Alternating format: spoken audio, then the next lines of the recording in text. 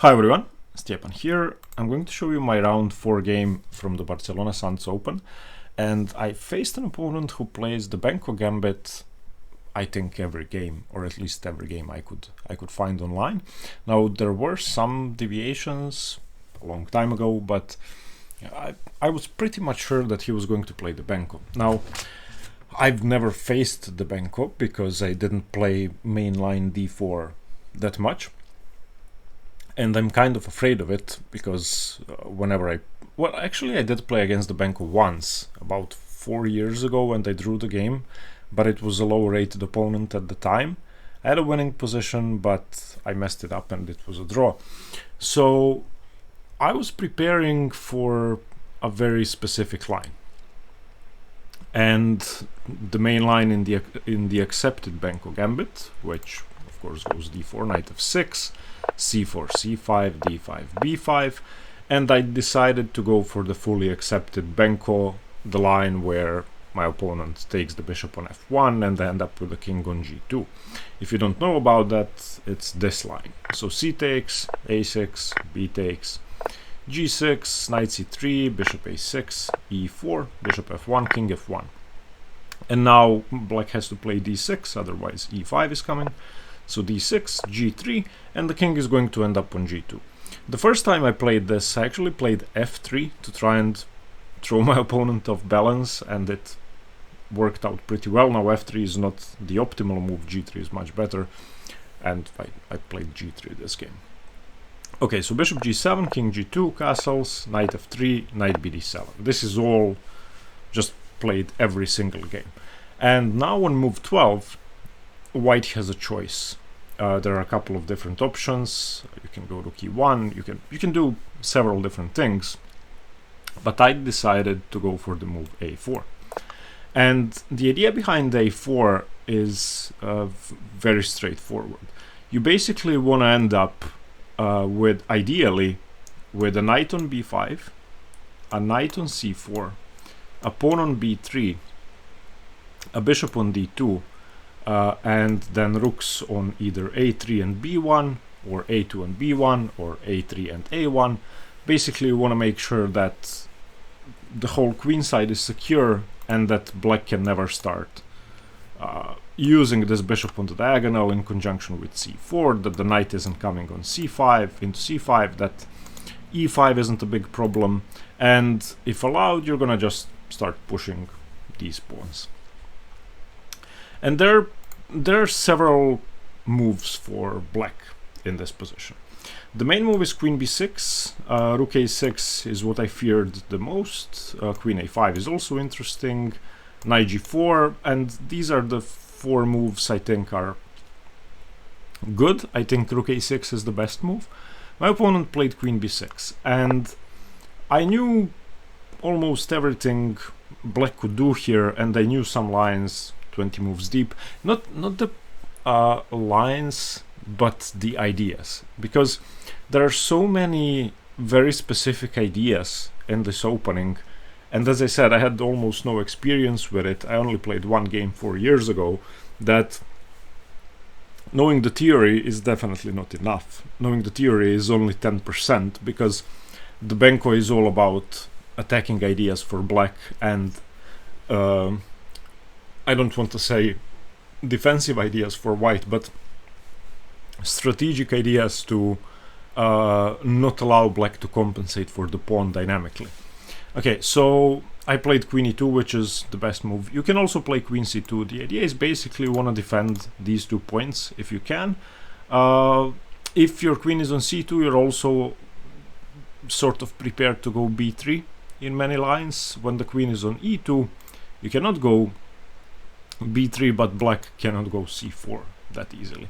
So queen e2. And in this position, let me just show you one line that didn't happen in the game, but that I was prepared for, and the sort of thing you have to know. So for example, if rook fb8, then knight b5, and if black tries to challenge this knight with knight e8, knight c7, you now have this very annoying bishop g5. And there is a piece sacrifice here, which you have to know if you play this with white. So if, for example, h6, then bishop e7, Rook b7, trying to trap the bishop, and your best move here is rook a3. And if black tries to win the knight with, for example, win the bishop with, for example, knight b8, then bishop h4 and g5.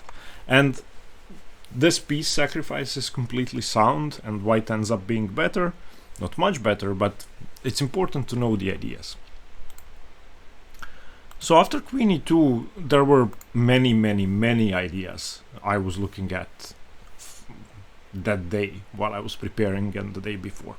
My opponent played queen b7, and I was really confused with this move. I had no idea what it does. I didn't know if it was a move at all. I couldn't understand it. The idea, I think, now that I had some time to think, or as soon as we ended up playing what we ended up playing, I knew what the idea was. It's to free up the b6 square to, in many lines, prevent knight b5. And it's actually a very tricky move. Also, in many lines, this queen is lined up with my king along the diagonal, so there could be some knight takes e4 or knight takes d5 or e6 ideas, especially with the knight on b6, where I could end up being weak along the diagonal. But mainly I feel it's about preventing knight b5. So in some variations of the Benko, there's a pattern. You can go bishop d2 and the queen cannot take on bishop d2 and the queen cannot take on b2, because after queen b2 you just go rook b1 and the queen is trapped. So that was definitely my first candidate move, and that's what I should have played. Now I didn't play it because I thought, okay, my opponent just wasted a move. Let's play a useful move which threatens something, and I played rook d1, which isn't a blunder or anything. White still has over a +1 advantage according to the engine, but it's not part of my setup. If you remember what I said when I started talking about the ideas here, the main idea is knight b5, and I want to go knight b5. This doesn't help. This rook belongs on b1 in most cases. So a better move, I think, would have been rook a3 or even bishop f4. Now if I do go knight b5, then he plays knight b6, and I either have to go a5 or knight c3. If I go a5, then the knight drops back to d7, and this now isn't safe. It isn't secure. The idea behind a4 is to have this secure fortress on the queen side with the knight on b5, pawns on a4, b3. This isn't safe. This is pretty loose. So yeah, rook a3 or bishop d2. But I played rook d1. Okay, he played rook f to b8, and now I continued with my idea of blocking things up on the queen side. I played knight d2, which again isn't bad, but the follow-up, or my idea, the idea that I had behind it, was just horrendous. If I'd gone knight b5 here, then of course knight b6, and if I don't want to go a5, which I don't, then I have to drop back to c3, and he can just do something like this. And now you can see that black is getting every little bit of dynamic compensation for the pawn. So I didn't want to do that. So I played knight d2. He played knight e8, and again, there were a couple of options here. Rook a3 I think was the only good one, and I should have gone for rook a3. After rook a3, something like knight c7, preventing knight b5. Okay, I can start to unravel my pieces slowly and start to develop. Now, of course, this hinders me because there's no way I could go for the setup I wanted to go for. But I blundered. I should have just mentioned that knight b5 doesn't work, because after knight b6, if I do go a5, now he can actually take on d5, because the knight is double attacked, and if knight d5, e d5, queen b5 is very simple, and I'm just worse here. Okay, so I played knight c4, which is a dreadful blunder. Now black is equal. In fact, black could be slightly better. I will never play knight b5, that much is clear, and I had no idea how to develop. Now the worst part is, as soon as I played knight c4, I just knew that it was a mistake. And my problem was that I didn't know what to do after rook a3. I didn't know what to do after something like knight c4, which I ended up playing. I couldn't develop the bishop now. My rook was in the way, my knight was in the way of the bishop. Everything seemed just bad. So as soon as he played queen b7 on move 13, it got me not out of my prep, because it wasn't really a theoretical move I'd looked at, but out of my comfort zone, and I didn't know how to complete my setup. Or I chose not to complete my setup, which is strange. And of course, the way to punish knight c4 is queen a6. Now knight b5 doesn't work. Now knight c4 was also designed to prevent knight b6. Unfortunately, now if I go knight b5, he doesn't play knight b6, he plays rook takes knight, and I have a hanging rook on a1. So it just doesn't work tactically. So I should have gone rook a3, I think, threatening knight b5. And if he plays knight b6, then takes, something takes, and then maybe knight b5, knight c7, and I don't have much, but at least my pieces are out there. Instead, I made another mistake, and I didn't want to trade pieces, so I played rook e1, just defending my queen. Of course, just give me a second, my dog is knocking at the door.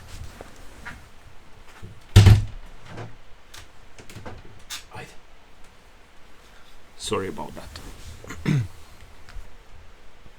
Okay, so I played rook e1, which is definitely a blunder, and now black is significantly better.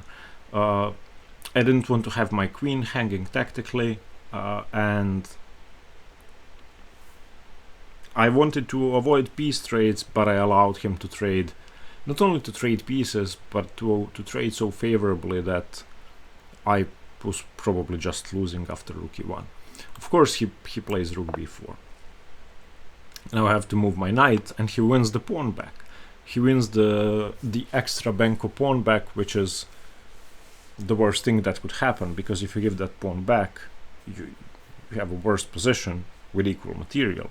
The whole point of the Benko is to have that extra pawn and try to hold on to it, of the accepted Benko. Okay, so I could have played knight e3, but I played knight d2. Okay, he plays bishop c3, of course, weakening the a pawn. Queen takes queen, rook takes queen, pawn takes bishop, rook takes pawn. And yeah, the opening had gone terribly wrong. I didn't want to give up, of course, I'm not going to resign, but against a player who's experienced in the Benko, this is a nightmare. And he just steamrolled me from this position. He played excellently, and I played poorly, and you'll see what happened. In the end, I managed to hold on, but I was really lucky. So I played rook b1. If I don't have to, I don't want to trade rooks. Knight e5, and now another mistake. I played rook b8, setting up a trick, sort of. I don't really have f4, because I block in my bishop after f4. The idea is, of course, something like rook b8 and bishop h6. Of course, that just doesn't work. It's never gonna work. If he's on rook b8 forced to play king f8, then great, but I can never make that work.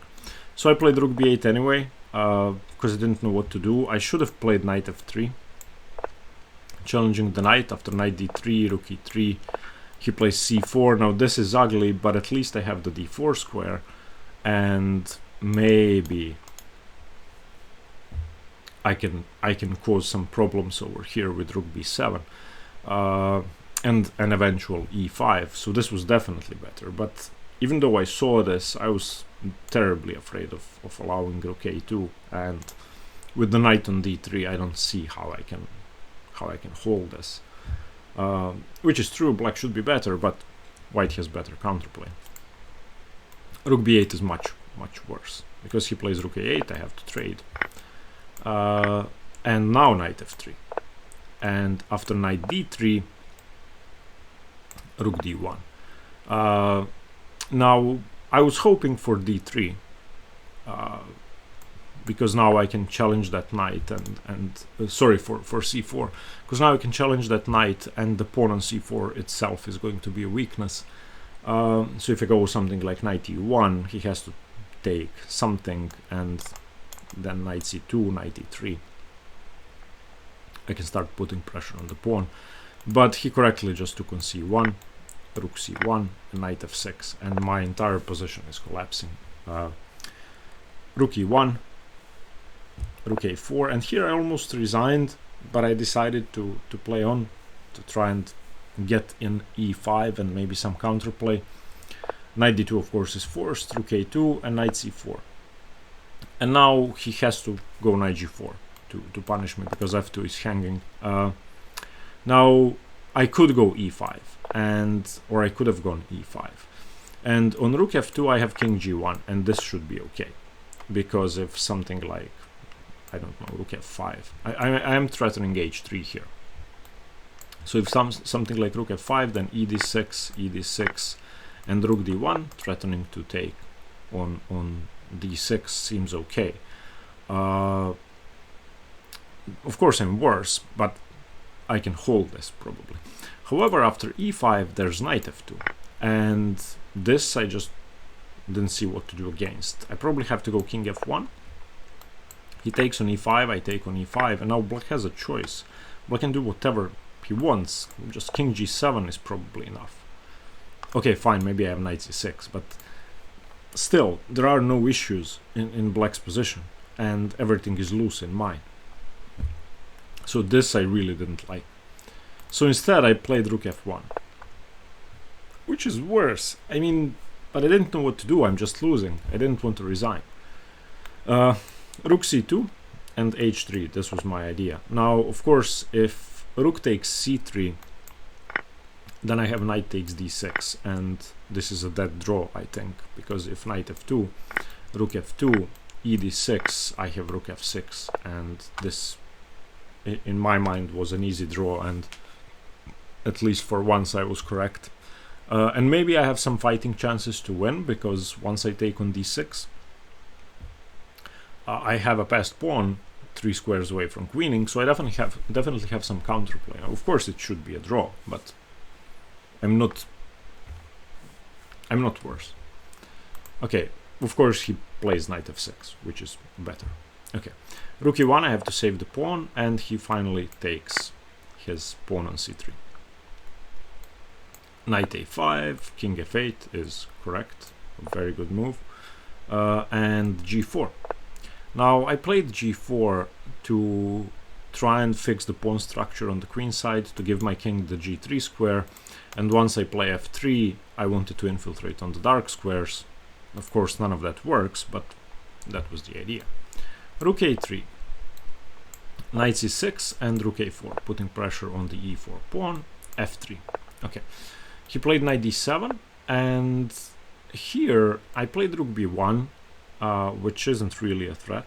I don't have time for rook b7, but I was hoping that he wouldn't play c4. If he plays something passive, I don't know what, maybe rook a3, I don't know. Then rook b7 is actually annoying. But yeah, he just played c4, and now I have to go rook c1, I think. Maybe I can try king f1, but then I'm eventually going to lose all of my kingside pawns. So I played rook c1 and decided to blockade immediately.